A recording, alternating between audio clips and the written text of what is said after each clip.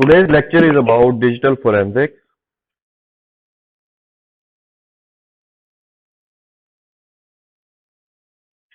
A brief introduction about me. I am Amar Hassan. I have done Masters in Information Security. I have a Masters in Computer Science as well. I am a telecommunication engineer by profession, and I have done a number of certifications related to ethical hacking and cloud security. The aim of today's lecture is about to educate about digital forensics and steps to follow while conducting a digital forensic investigation. رقم تكنولوجيا الوجود The sequence that I shall be following is flashed on the screen. We will go from the very basics and we will see some of the challenges that we face while performing digital forensics.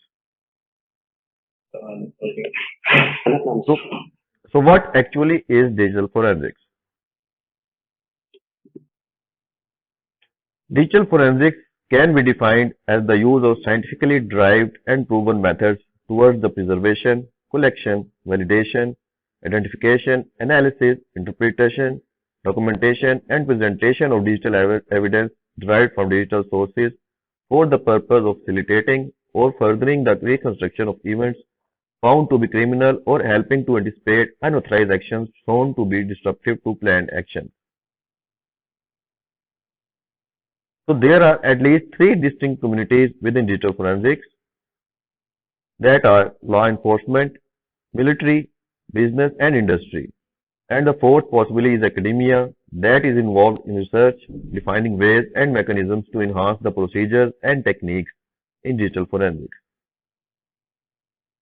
So what actually is digital forensics is how data is stored, secured, and retrieved. That is particularly important during any criminal investigation and when gathering evidence. A poor investigation could result in damages against your firm or your organization or fined by regulators or even criminal prosecution. Therefore, a systematic approach is required to conduct a forensic investigation so that the results may be presented in a court of law and they may be admissible. So the aim of digital forensics is the scientific examination and analysis of digital evidence in such a manner that the information can be used as evidence in a court of law. There are different types of digital forensics. We may categorize them in computer forensics, network forensics, and vulnerability and threat assessment. In general, digital forensics is used to investigate data that can be retrieved from a computer hard drive or other storage media. We are like a historicals that are excavating a site. Digital forensic examinations retrieve information from a computer or its components. The information retrieved might already be on the drive, but it may not be easily findable. This type of digital forensics is known as computer forensics. The other type is network forensics that yields information about how attackers gain access to a network along with files they may have copied, examined, or tampered with. Network forensic examiners use log files to determine when users logged on and determine which URLs were accessed and how they were logged onto the network and from what location. Whereas the third component is vulnerability and threat assessment. This group determines the criticality of assets, vulnerabilities to those assets, and mitigating these threats. Digital forensics is often confused with data recovery. However, it is different from data recovery, which involves retrieving information that was deleted by mistake or lost during a power surge or server crash. For example, in data recovery, typically you know what you are looking for. Whereas in digital forensics, it is the task of recovering data that users have hidden or deleted with the goal of ensuring that the recovered data is valid so that it cannot be used as evidence. So forensics is against criminals that are trying to hide the evidence, whereas data recovery is the recovery of data that may have been mistakenly deleted. So there are different digital forensics activities that are required to be performed in sequence. That include the secure collection of computer data, the identification of suspect data, the examination of suspect data to determine details such as origin and content, the presentation of computer-based information in the court of law, and the application of countries' laws to the computer practices. These can be further summed up in three A's. The first step is to acquire the evidence without altering or damaging the original evidence. The second is to authenticate the image, and the third is to analyze the data without modifying it.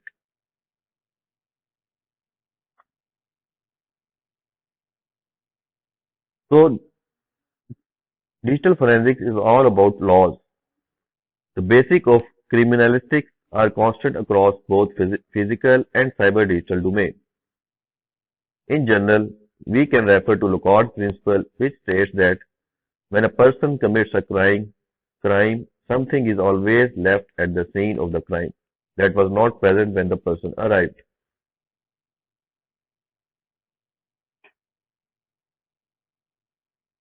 Digital evidence is the digital data that establishes that a crime has been committed, and it can provide a link between a crime and its victim, or can provide a link between a crime and the perpetrator.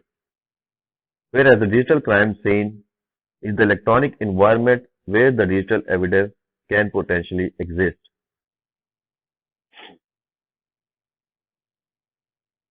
The digital and electronic evidence is extremely volatile. Once the evidence is contaminated, it cannot be decontaminated. The court's acceptance is based on the best evidence principle. So the bit stream copies adhere to this principle, and the chain of custody is crucial.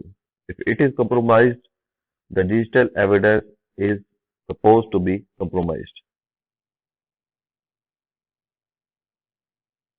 Before starting off with the digital forensics, we must take into account the principles of digital forensics. When dealing with digital evidence, all of the general forensic and procedural principles must be applied. Upon seizing digital evidence, actions taken should not change that evidence.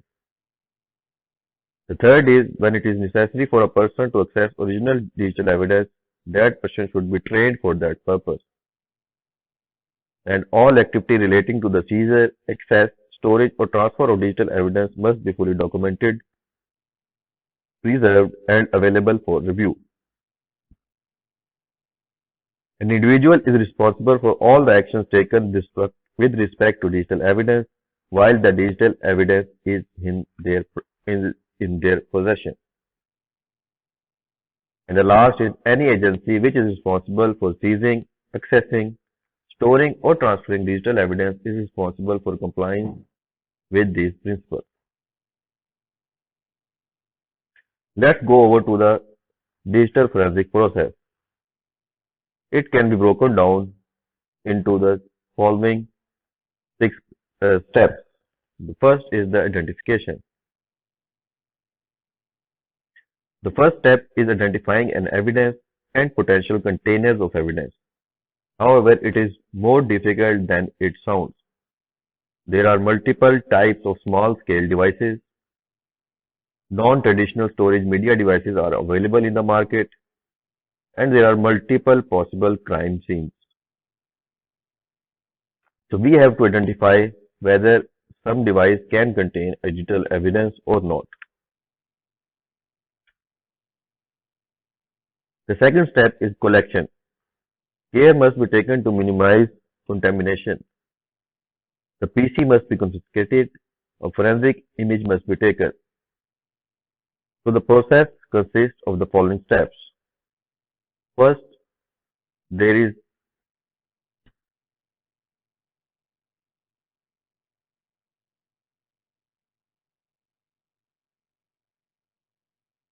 First there are live photographs. Take detailed photographs and notes of the computer and monitor. If the computer is on, take photos of what is displayed on the monitor. Do not alter the scene. Make sure to take photos and notes of all the connections to the computer and other devices. The second is imaging. After you retrieve and secure the evidence, you are ready to copy the evidence media and analyze the data. The first rule of digital forensics is to preserve the original evidence, then conduct your analysis only on a copy of the data. The rule of the thumb is that you should make two copies and do not work from the original if possible. A file copy does not recover all data areas of the device for examination. Make a bitstream copy. Bit for bit copying captures all the data on the copied media, including hidden and residual data. For example, slack space, swap space, residue, unused space, and deleted files, etc. Make use of write blockers. Write blockers ensure that evidence is not written to the evidence media. These are available both in hardware and software forms. Hardware write blockers are becoming the industry standard.